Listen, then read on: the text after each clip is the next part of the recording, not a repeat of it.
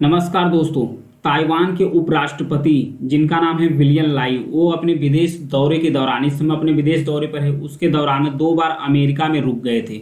इसको लेकर चीन ने ताइवान के आसपास बहुत ही बड़े लेवल पर युद्ध अभ्यास किया और साथ साथ ताइवान को धमकी दिया कि यदि ताइवान यूक्रेन की राह पर चलेगा तो यूक्रेन जैसी समस्याओं का सामना उसे भी करना पड़ेगा। इसको लेकर ताइवान ने भी कड़ी चेतावनी दी है। उसने कहा कि यदि कोई भी किसी भी प्रकार की ओछी हरकत अगर चीन के द्वारा की जाती है तो जो ताइवान की सेना है उसका भी मुंह तोड़ जवाब देने के लिए तैयार है। तो ये है, देखिए, उपराष्ट्रपति अगले साल चुनाव होने वाला है ताइवान के अंतर्गत। ये है उपराष्ट्रपति यहाँ ताइवान के ये विदेश दौरे पर लौटते समय विदेश दौरे से अमेरिका में 2 बार यहाँ पर रुक गए थे। तो इसको लेकर चीन ने प्रतिक्रिया दी है। वहीं ताइवान के जो विदेश मंत्री हैं जिनका नाम है जोसेफ वू, उनका आरोप है कि पड़ोसी देश जो चीन है वो धौंस दबाना चाह रहा है ताइवान के ऊपर से। उनका आरोप है कि चीन ताइवान में अगले साल होने वाले जो राष्ट्रपति का चुनाव है उसको प्रभावित करना चाहता है। वहीं चीन का क्या कहना है? चीन का कहना यह है कि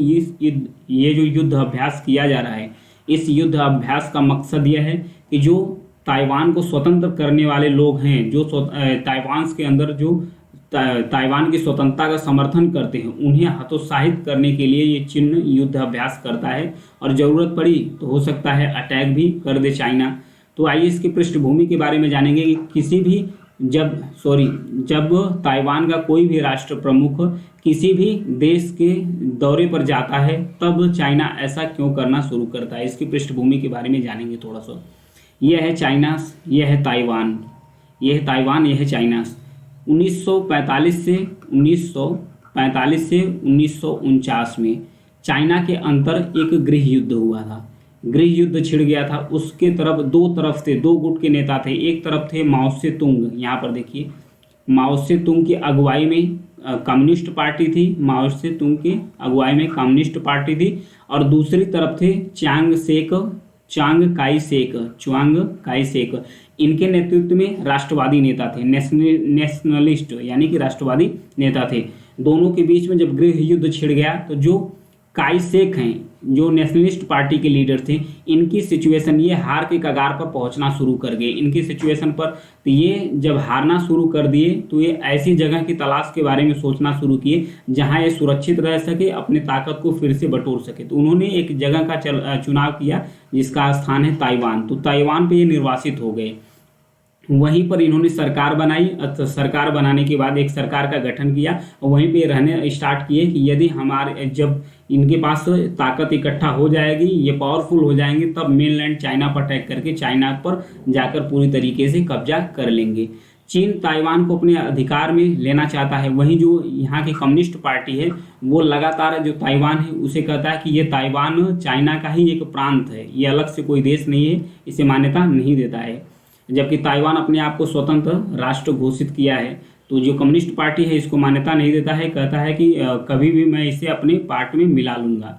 ये कहता है जो मेनलैंड चाइना है, ताइवान को बोलता है कभी भी मैं इसे अपने पास में मिला लूँगा। लेकिन ताइवान में अपने आप को स्वतंत्र देश मानता है।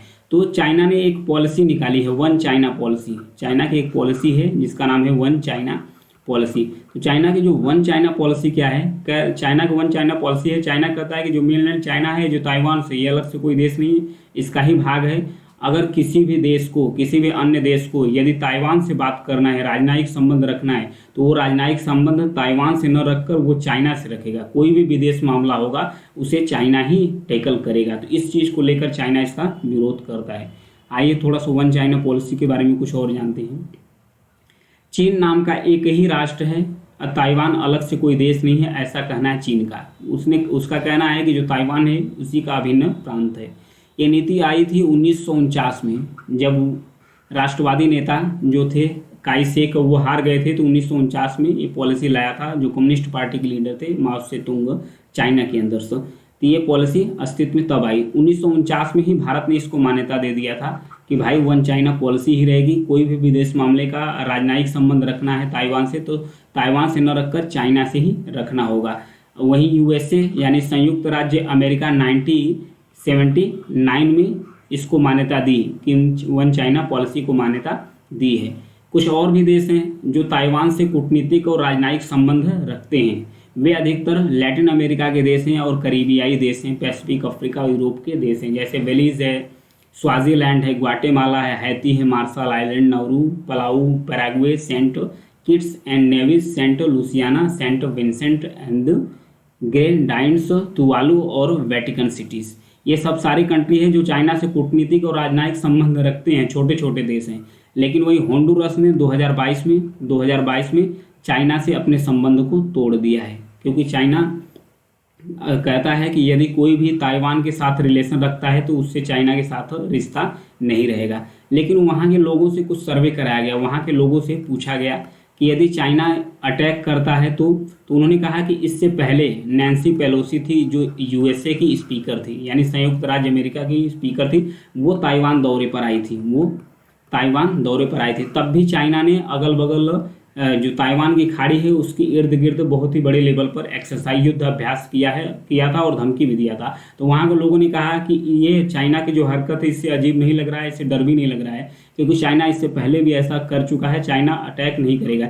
यदि चाइना अटैक करता है ताइवान के ऊपर तो ताइवान की जो सेना है उसका जवाब मुंहतोड़ देने के लिए तैयार है, और उसके साथ साथ अमेरिका भी चुप नहीं बैठेगा। अमेरिका भी जो ताइवान है उसका सपोर्ट करेगा। तो इसलिए चीन ताइवान पर अटैक नहीं करेगा, वहाँ के लोगों का मानना है।